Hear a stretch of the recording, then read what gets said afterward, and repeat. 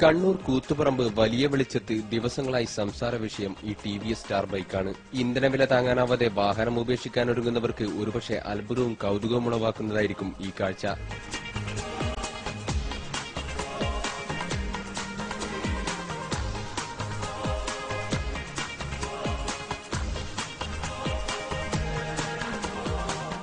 കൂത്തുപറമ്പിൽ tiller മെക്കാനിക്കായി ജോലി ചെയ്യുന്ന കാസർഗോഡ് ബദിയടുക്ക സ്വദേശി സിദ്ദിഖിന്റെ ബൈക്കിലാണ് ദിവസങ്ങളായി ഇന്ധനമായി സോഡ ഉപയോഗിക്കുന്നത്. സ്റ്റാർട്ടിങ്ങിനും പുള്ളിങ്ങിനുമൊന്നും കുഴപ്പമില്ലാതെ ബൈക്ക് കുതിച്ചു പായുന്നുണ്ട്. പരീക്ഷണാർത്ഥം പച്ചവെള്ളവും പാലും ഒഴിച്ചു നോക്കിയപ്പോഴും എഞ്ചിന് കുഴപ്പമൊന്നും സംഭവിച്ചില്ല. 5 മാസം മുമ്പാണ് സിദ്ദിഖും കൂട്ടുകാരും ആദ്യമായി ബൈക്കിൽ പരീക്ഷണാർത്ഥം സോഡ ഒഴിച്ചു നോക്കിയത്.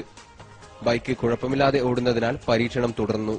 കഴിഞ്ഞ 10 ദിവസത്തോളമായി തുടർച്ചയായി സോഡ ഉപയോഗിക്കുന്നുണ്ടെന്നും പെട്രോൾ അടിച്ചാൽ ലഭിക്കുന്ന മൈലേജ് ലഭിക്കുന്നുണ്ടെന്നും സിദ്ദിഖ് പറഞ്ഞു. സോഡ ഇങ്ങനെ ഇടയ്ക്കിടയ്ക്ക് സോഡ വയ്ക്കും, പിന്നെ സമയങ്ങളിൽ പെട്രോൾ വയ്ക്കും. അങ്ങനെ വെച്ചാൽ അങ്ങനെ അതിനനുസരിച്ച് ഇപ്പൊ എല്ലാ വയ്ക്കും. ഇപ്പൊ സോഡ വയ്ക്കും, വെള്ളം വയ്ക്കും, പാല്, അങ്ങനെ ബാക്കിയെല്ലാം വെച്ച് ഇങ്ങനെ പോകുന്നുണ്ട്. ഇതുവരെ പ്രശ്നമൊന്നും വന്നില്ല. 50-55 മൈലേജ് അതിപ്പോ സോഡയിൽ അങ്ങനെ കിട്ടുന്നുണ്ട്. കണ്ടിന്യൂ ആയിട്ട് വെള്ളത്തിൽ പോകണമെങ്കിൽ അങ്ങനെ പോയിക്കോളും. അതേ മൈലേജ് തന്നെ, അത് പ്രശ്നമില്ല.